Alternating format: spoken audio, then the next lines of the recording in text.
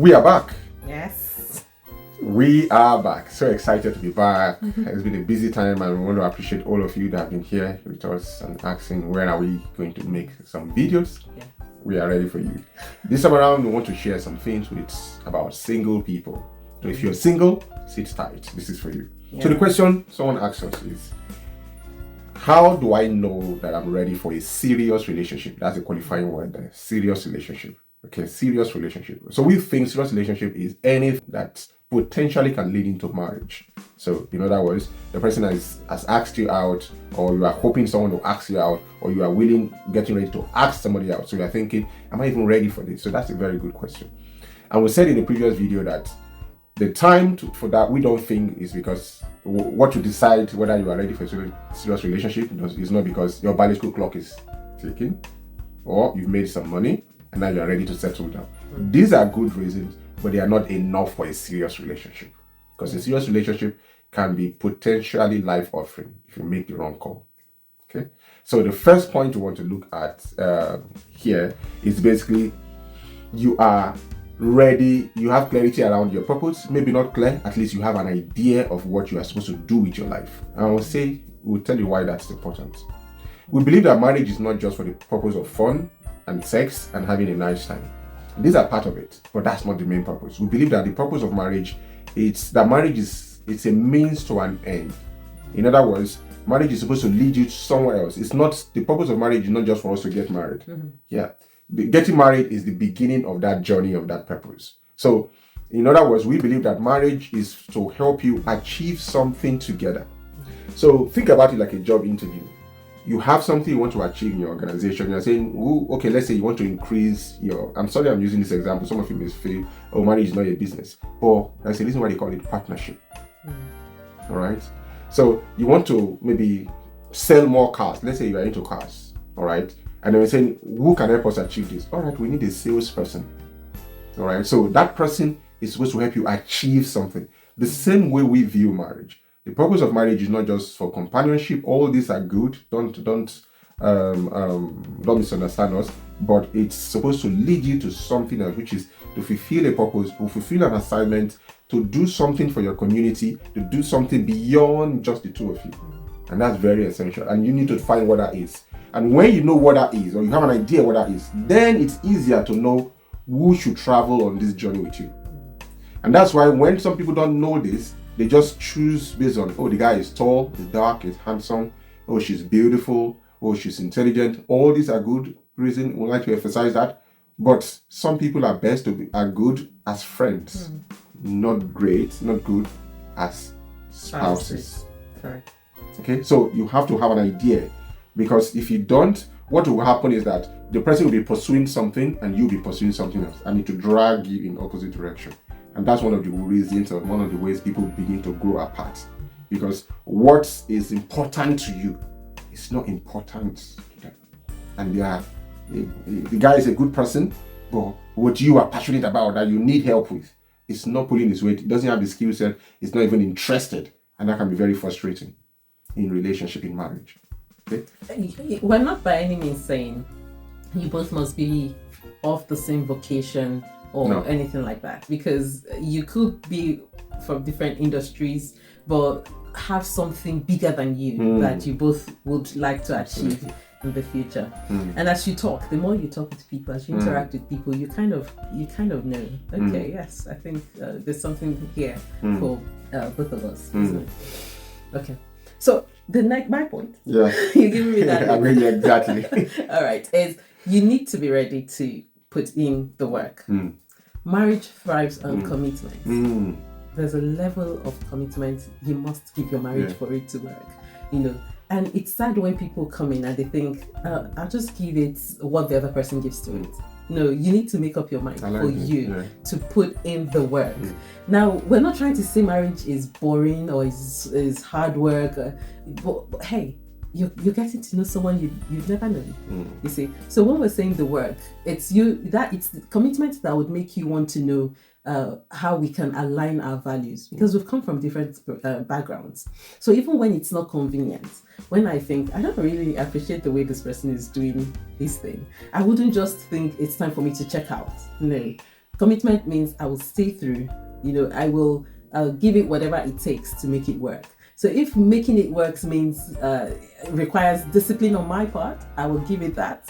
If staying committed means that I will be patient for us to at least go through our rough parts and then iron things out, I'll give it that commitment it requires. I won't be quick to just want to take the back door or anything like that. No. Other examples about commitment is having a conversation when you don't feel like it. Yes. Apologizing when you know you are right. I like that one. It's amazing.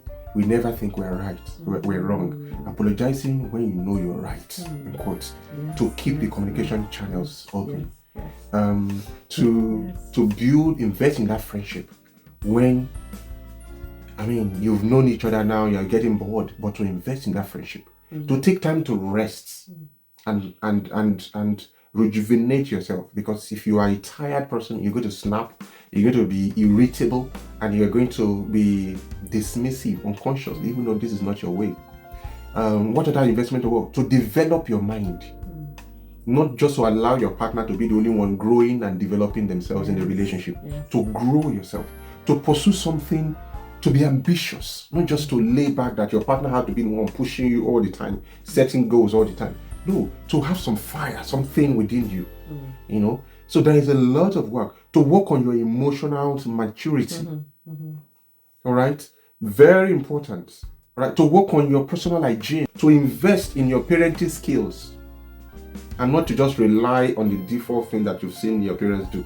There's a lot of work that needs to be done. And to work on the part your spouse complains about. To work on the part yes, when your partner is complaining about something, to work on it. Because it's important to them. All right, to work on holding your tongue when you have something creative to say. That's awesome. Yes, so very important. Yeah, I'm trying to use the right word here. You guys understand what we mean by something creative. Yes. All right, that can create the wrong outcome. All right, so these are many work that we need to do, because it is who we are that will bring into that relationship. It's a healthier you will create a healthy marriage. And this is not to scare you, because some people might be listening to us and thinking, "Ooh, is marriage that big or that deep?" But marriage makes you a better person if you let it. The person who walks into marriage should not be the same person 5 years later, 10 years later. They should get better. Yes, people should see you and know something's changed about you. You're a lot better, more patient, more tolerant. You see, your children should look at you and be happy that they came through you. I'm so glad it's you, Mom. I'm so glad it's you, Dad. I have. Yes. Another point is you should be ready to share. Sometimes especially if you've been single for a while, you already have a routine. Yes. All right. You have a way you want to select. The way you arrange the movies you want to watch on Netflix. You saved it in the list. Anybody, you've marked how there's a way you make your bed. There's a way, there's a routine about what you eat. There is a routine about when you wake up. All right. Now you must be willing to be open to disruption. Disruption in terms of somebody else coming into your space. Because if you like that space too much, you're going to be sending a vibe without knowing. That vibe is, I'm here, but I'm not emotionally available. And men and women can pick up vibes because we are spiritual beings before natural. You can pick a vibe, even though there is no physical sign, where you can pick a vibe that this person is not ready for a relationship. There is something dodgy about this person. I can't put my hand on it, but there is something dodgy and something holds you back to say, beware around this person. It's when you when you dismiss that signal that you get into trouble. All right, so you have to be willing to share your space. You can't bring a pet into your space without a disruption, let alone a human being. Yeah. All right, so we must be emotionally ready to accommodate someone to challenge your perspective, someone to act to hold you accountable. So if you are used to doing some certain things, you should be ready for that. Why are you coming back by that? How come you didn't call me during the day? You're like, what do you mean call you? You have to call now. You have to be willing to make adjustment, and that's what we try to say by willing to share, willing to accommodate, willing to make that adjustment, willing to be magnanimous, willing to welcome disruption. until you It's a learn. big point, It's a you big, know? yeah, It's a big point. very critical. Because even in saying that, I was just thinking, there are people who meet someone else, and many years later, the person still feels like, I don't really know him or her. You see, so in sharing, opening parts of you, layers of Absolutely. you. We're not saying open immediately, right? But as time goes on, as the relationship deepens, the strength of the relationship, you open layers, open up. Some of you are ready for a strange relationship, but you are too afraid of people coming to your space. You like your space more than your relationship. That's why you are sending the wrong vibe. You see a guy or a lady that you know that this person meets my spec. This is my spec. The person meets, but so you are looking for something that is not right, so that you can dismiss it and go back to that process of searching again. You are your own problem. Deliver yourself. Amen. Amen.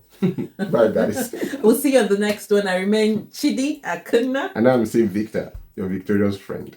It's Foundation for Family Affairs. At Foundation for Family Affairs, our mission is to connect hearts and raise healthy families.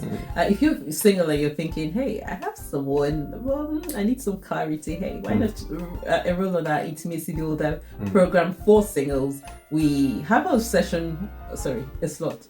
What do we call it? Yeah, a slot, actually. Yeah, we'll have some slots available, right? Yeah. From May, from next month. So you may want to hit the link in the description box and complete the form, and we will be in touch. It's been very, very rewarding walking through these courses with some people, and I think the greatest fulfillment is when we see changed lives, transformed lives.